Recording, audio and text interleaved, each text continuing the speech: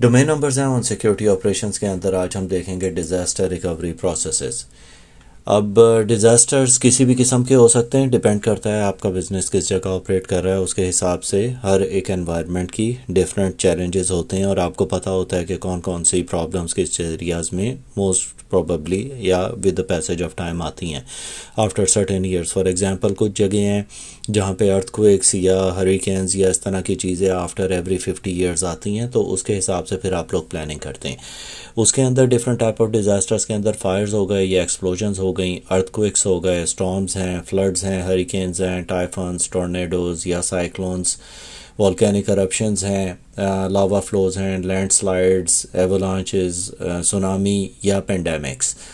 अब इन सारी चीज़ों की वजह से आप देख सकते हैं कि आपका अगर डेटा सेंटर किसी जगह ऑपरेट कर रहा है या आपके मेन सारे ऑपरेशंस किसी एक हेड ऑफिस से ऑपरेट कर रहे हैं और उन जगह किसी भी इस किस्म का डिज़ास्टर आता है तो आपकी सारी सर्विसेज सस्पेंड हो सकती हैं। उसके लिए फिर आपको डिफरेंट मेजर्स लेने होते हैं in order to make sure कि आपकी जितनी भी सर्विसेज हैं वो अप एंड रनिंग हो और आपके कस्टमर्स को किसी किस्म की प्रॉब्लम ना हो। अब इसके जो इफ़ेक्ट्स आते हैं वो आते हैं, यूटिलिटी आउटेज हो जाती है, जैसे कि इलेक्ट्रिकल पावर नहीं है या नेचुरल गैस या पानी वगैरह अवेलेबल नहीं है। फिर कम्युनिकेशन आउटेज के अंदर हमारे पास टेलीफोन्स आ गए, केबल्स आ गई, वायरलेस कम्युनिकेशन है, रेडियो कम्युनिकेशन है। ट्रांसपोर्टेशन आउटेज के अंदर हमारे पास किसी भी किस्म का communication through road, airport, trains या पोर्ट्स वगैरह बंद हो सकती हैं। इवैक्यूएशन और अनअवेलेबिलिटी ऑफ पर्सनल्स का मतलब ये है कि जितने भी लोग घर पे काम कर रहे हैं या वर्क लोकेशन पे, या आपको एक्स्ट्रा सपोर्ट किसी किस्म की नहीं मिल सकती in case of any natural calamities like that. अब उसके अंदर फिर कुछ प्रॉब्लम्स आती हैं जो कि ह्यूमन मेड डिज़ास्टर्स होते हैं कि जिसकी वजह से किसी ह्यूमंस की वजह से की एरर की वजह से बिजनेसेस अफेक्ट हो सकते हैं। उसके अंदर एक्सीडेंट्स हो जाते हैं, कोई भी एक्सीडेंट हो सकता है जैसे कि पावर आउटेज हो गई, कोई केमिकल्स लीक हो गए, कम्युनिकेशन फेलियर्स हो गए, या कोई फ्लड सप्लाई आ गई, कोई आप मेन पाइप बर्स्ट हो गई किसी की वजह से, फिर वॉर्स हो गई या किसी किस्म के क्राइम्स हो गए, साइबर अटैक्स हो गए या सिविल डिस्टर्बेंसेस एट्सेट्रा, जो भी पॉलिटिकल सिचुएशंस के हिसाब से किसी भी ऑर्गेनाइजेशन में किसी भी कंट्री में हो सकती हैं, वो वहाँ के बिजनेस ऑपरेशंस को अफेक्ट करती हैं। इसके बाद हमारे पास डिफरेंट आते हैं डिज़ास्टर रिकवरी प्लानिंग। अब डिज़ास्टर रिकवरी प्लानिंग के अंदर हमारे पास बहुत सारी चीज़ें हैं, जैसे कि हमें प्लान करना होता है कि अगर डैमेज होता है आपकी बिज़नेस बिल्डिंग को या बिज़नेस रैकर्ड्स को या बिज़नेस इक्विपमेंट को या आपके कोई भी कम्युनिकेशन चैनल्स को या public utilities, transportation systems, loss of life, कोई भी सप्लायर हो या आपका कोई भी कस्टमर्स हो, उसे आप किस तरह टैकल करेंगे। तो ये सारी चीज़ें हमारे पास डिज़ास्टर रिकवरी में आती हैं।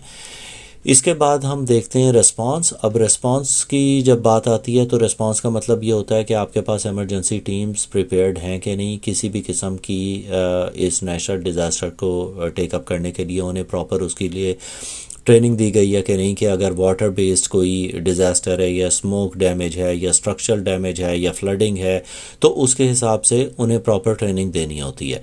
अब उसके अंदर आपके पास प्रॉपर डॉक्यूमेंटेशन होनी चाहिए कि आपको सारे डायग्राम्स हों लोगों के पास कि आपके वाटर सारी टनल्स कहाँ से हैं, स्मोक डिसिपेशन के लिए आप क्या करेंगे, एचवैक की डायग्राम्स क्या हैं, आपके मेन पावर ब्रेकर्स किधर लगे हुए हैं और ये सारी चीज़ें। तो इन सारी चीज़ों को रिस्पांस के अंदर आते हैं।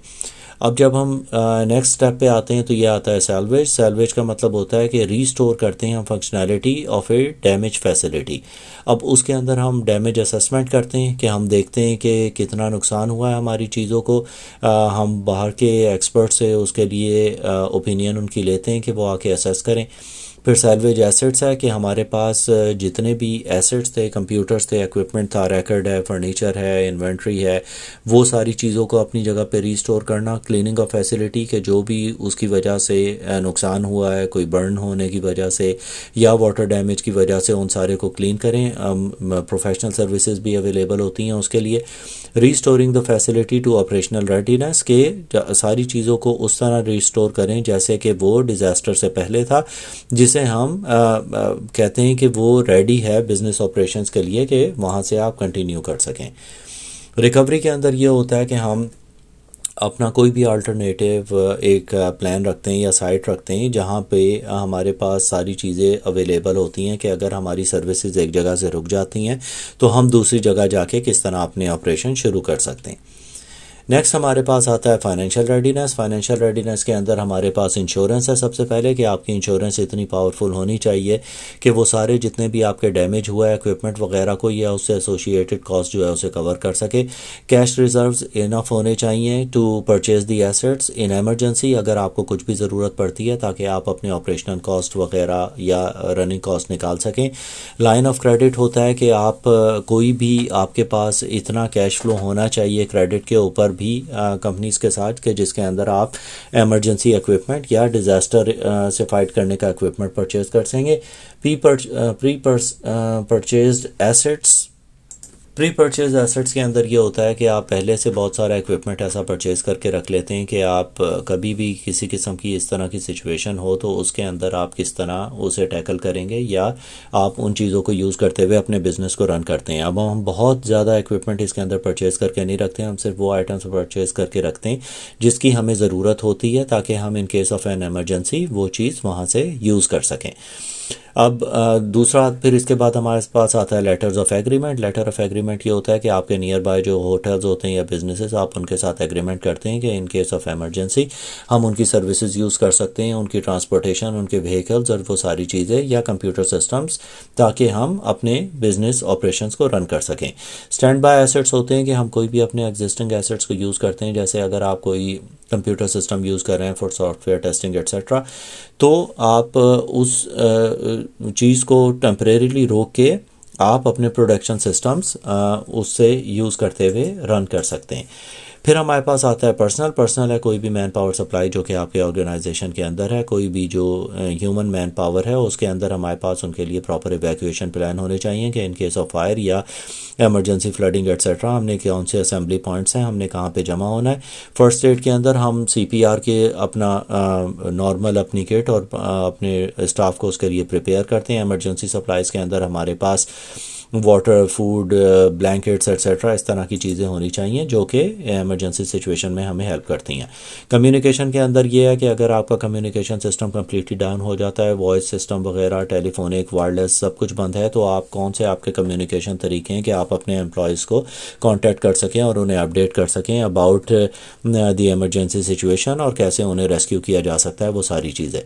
इसके बाद हमारे पास आता है असेसमेंट। असेसमेंट का मतलब ये होता है कि हम कोई भी जो भी चीज़ें डैमेज हुई हैं उसके हम इवेल्यूएट करते हैं कि इन टर्म्स ऑफ मनी हमें उसका कितना नुकसान हुआ है और दूसरे उसे किस तरह रिकवर किया जा सकता है।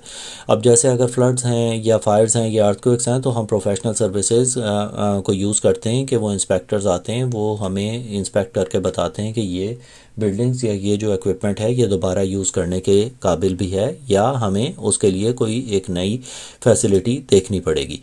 रिस्टोरेशन का मतलब है कि जितने भी बिज़नेस हैं वो किस तरह आप जितना जल्दी वापस लेके आ सकते हैं कि आपके सारे ऑपरेशंस अपने नॉर्मल बिज़नेस कंटिन्यूटी प्लान के हिसाब से चलते रहें। उसके अंदर अगर आपको कोई रिप्लेसमेंट करनी है, रिपेयर करनी है या सर्विस करनी है तो वो सारी चीज़ें वहाँ पे इंक्लूडेड होती हैं। इसके बाद हमारे पास है ट्रेनिंग एंड अवेयरनेस कि हम कॉन्स्टेंटली अपने एम्प्लॉयज़ को चीज़ों के बारे में अपडेट करते रहते हैं डिपेंडिंग ऑन योर एरिया कि किस किस्म की प्रॉब्लम्स आती हैं और उसकी टेस्ट ड्रिल्स भी होती रहती हैं या टेस्ट डिज़ास्टर रिकवरी प्लान्स भी होते हैं जिसके ऊपर प्रैक्टिस की जाती है कि कितनी जल्दी हम इवैक्यूएट कर सकते हैं या कितनी जल्दी हम अपनी सर्विसेज को रिस्टोर कर सकते हैं।